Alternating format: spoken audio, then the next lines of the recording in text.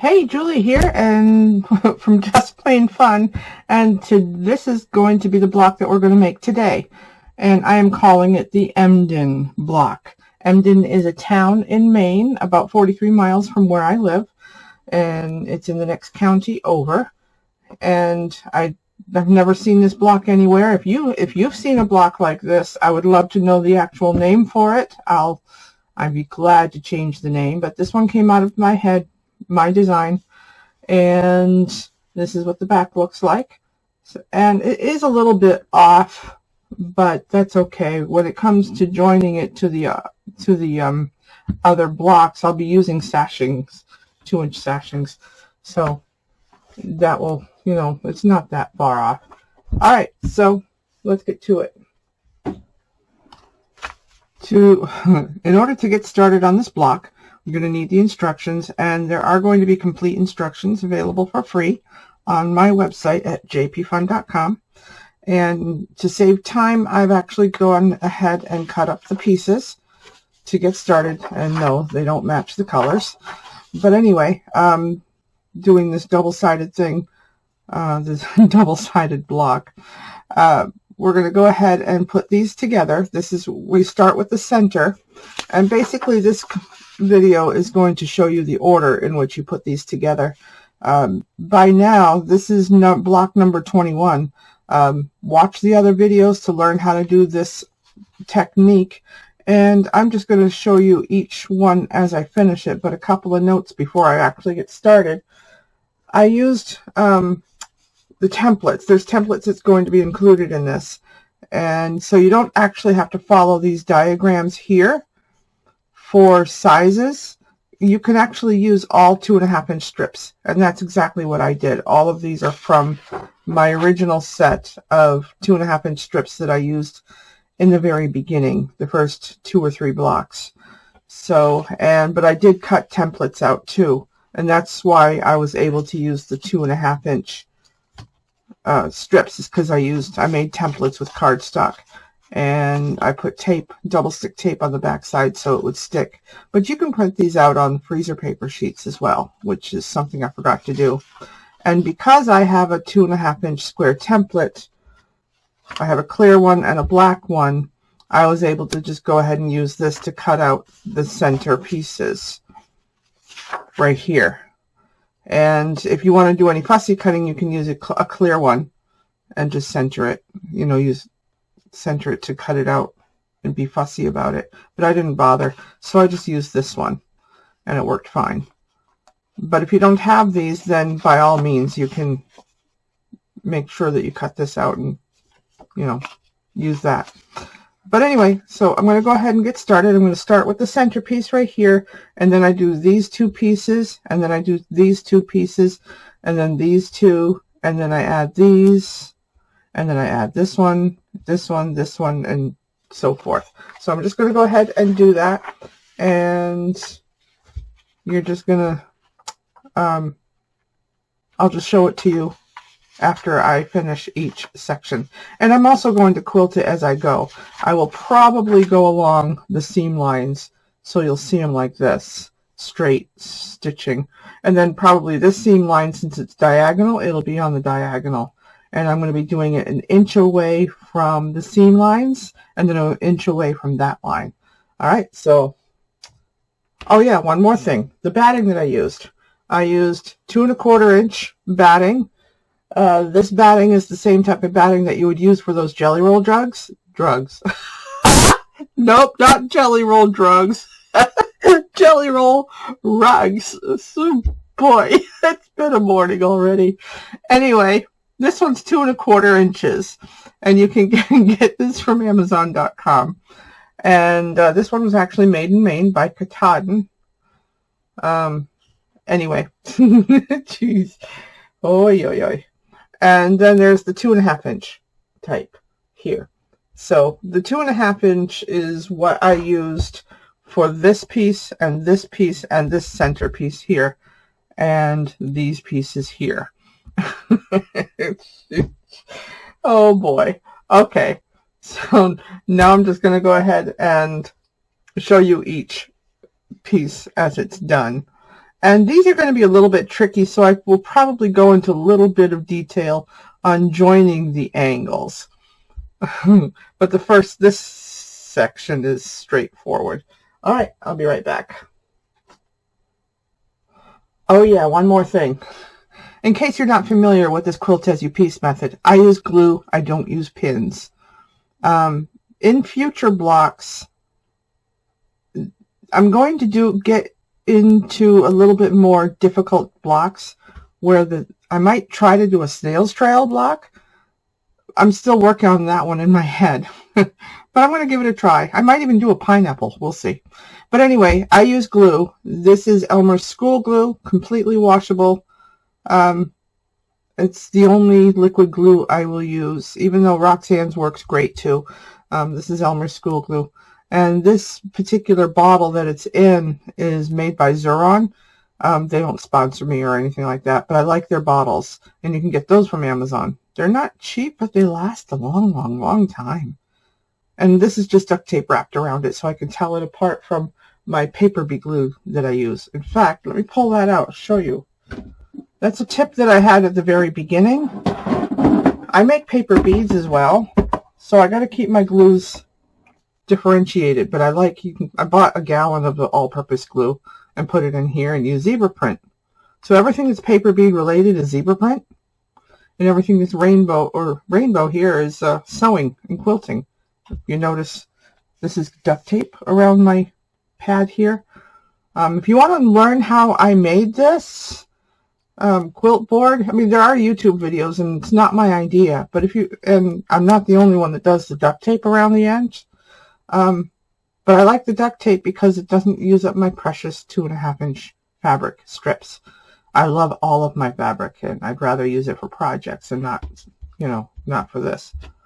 Duct tape works fine, and so all of them when I'm working on will have rainbow colors, tie-dye. But this one here I use for paper. So, like, I've got strips going on right now because I'm making beads for adjustable length bead rollers.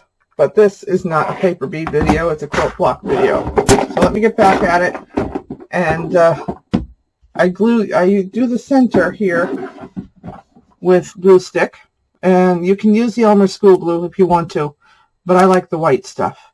I found with my experience that if you use the purple stuff, until it gets washed out and you iron it, you're going to have a purple hue. It'll still be there when you heat it up. It's weird.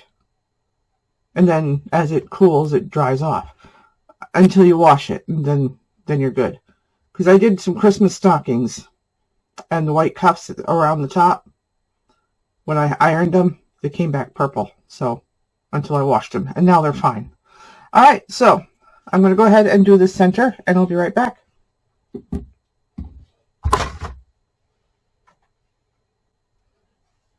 Okay, the center is done on this, and I did not do a perfect job, which is okay because it's within my 1/4-inch seam allowance, so that'll just, be absorbed by the quilt thing, whatever. And I did put stay stitching around it, and I did do my stitching for quilting on the inside. So the next step is to go ahead and do these two. So I'm going to do this off camera, but I'm going to do both of them. But the way I'm actually going to do it is I'm going to do one, and then I'll do the other. And so I'm going to go ahead and do that, and hopefully I'll remember that this is the way I want the stripes going with the block. Okay, so I'm going to go ahead and do that, and I'll be right back. Before I continue, I just wanted to point something out. I am using a scant 1/4-inch seam allowance, and I don't think you're going to be able to tell on camera because I got my stitching right here, and when I put this right on the edge, my stitching falls just above that line. Can't tell if you can see it or not, but it is just above that black line. It's actually just there. And that's when I have a type of machine where I'm able to set where my needle is going to be positioned, and I have a quilting foot or a piecing foot and a setting. 1/4 inch setting, but I set it I set the needle one more click over to the right in order to get my scant 1/4 inch seam. And I've been using a 3.0 stitch length on my setting, on my sewing machine, because I'm going through batting and 4 layers of fabric. And then when I go to put this on, notice how it's too short this way. That's because this is cut to 2.5 by 2 1/4. So I'm going to turn it this way. And then I'm going to zigzag this to this before I go ahead and fold this over. So I'm going to go do that and be right back. Not quite done yet. Before I add these 2 sections, I have to trim off these. And because this pattern is free, I'm going to go ahead and tell you. You're going to measure from this line here 2 1/4 inches over and then trim it off. And I put a little bit of stay stitching on, which just makes adding the next pieces easier. And so I'm going to go ahead and trim it off at 2 1/4, and then I'll add these 2. So I'm going to go ahead and do all that next. In other words, you're not going to see me trim those off, but they will be trimmed off before I add the next pieces. Alright, so that center strip is done. I'm not going to bother trimming these because these are the outside, and I'll do that at the end. I still need to quilt these, so I'm going to go ahead and do that, and then I'll add these 2 pieces. So, of course, I'm going to quilt these first.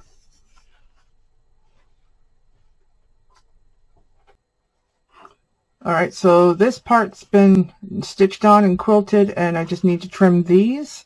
And then I'm going to be adding these. In the instructions, it gives you what order to put them together. And, well, I'm deviating from that a little bit because I can. Because I did these, you know, 1, 2, 3. But what I did is I went 1, 2, 3, 4, 5. It doesn't really matter. Basically, it's the same idea. You do these long triangles before you do the little ones, and then you do these long triangles. Yeah, you know what I mean. Okay, so I'm going to go ahead and trim these, and I'm going to add these. And I'll be right back. And I'm trying to keep this video as short as possible. That's why I'm, you know, doing them in so many steps at one time. Okay, I'll be right back. One thing I wanted to point out, I just trimmed off the batting, but in doing so, I wanted to make sure that I kept these 1/4 inch sections right here, so that way when I add the other pieces up here, my seam will fall right where it's supposed to be. So I just wanted to point that out. Pay attention to that. You need that 1/4 inch down there for the seam. Okay, now I'll be right back. Alright, so I've gotten this far, and I do need to trim this down to 6.5 inches, and I should actually be there. Let me pull out a ruler here. I got rulers everywhere. Okay, I don't want to use that one. I'll use this one. My husband just got this one for Christmas for me. Alright, it's not quilting, but I still like it. See, I do have my 1/4 inch here, which is good. And I do have a 1/4 inch here, which is also good. And so I do have more than 6.5 inches. So I'm going to go ahead and trim this, and I will be right back. And then I'll be attaching these 2. Okay. Okay, trimmed. And now I'm going to go ahead and grab these 2 and get those put on there. And I'll be right back. Alright, so these have been stitched on, and it is time to add these things. And I still have to trim these, so I just, you know, anyway. I'll go ahead and add these, and I'll be right back. Now, by the way, I wanted to let you know that I didn't actually have quite enough of the batting for these here. So I just added more and just zigzag stitched more on, and it worked. More on. Anyway, okay, I'll be right back.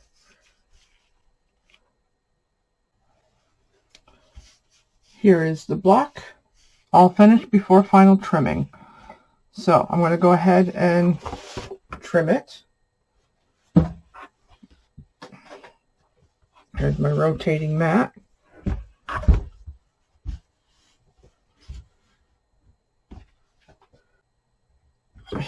And here is the ruler that I need. So I do know that I'm slightly off, but it's not so off that it won't be a problem. All I have to do is line up my 1/4 inch here. See, I'm just a little bit off. I'm like a 1/16 of an inch. So that's not so bad. I'm going to turn it to see where I'm at. Get rid of this thing. Okay. Yeah, I'm a little off. Not to worry. I don't think it's going to be that big of an issue when it comes to joining it to the other squares. I'll just compensate where I need to.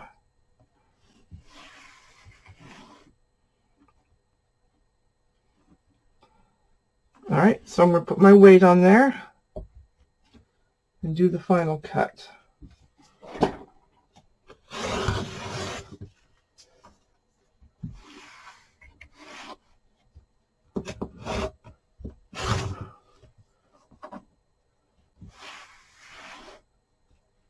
All right, so I only have 9 more blocks to go.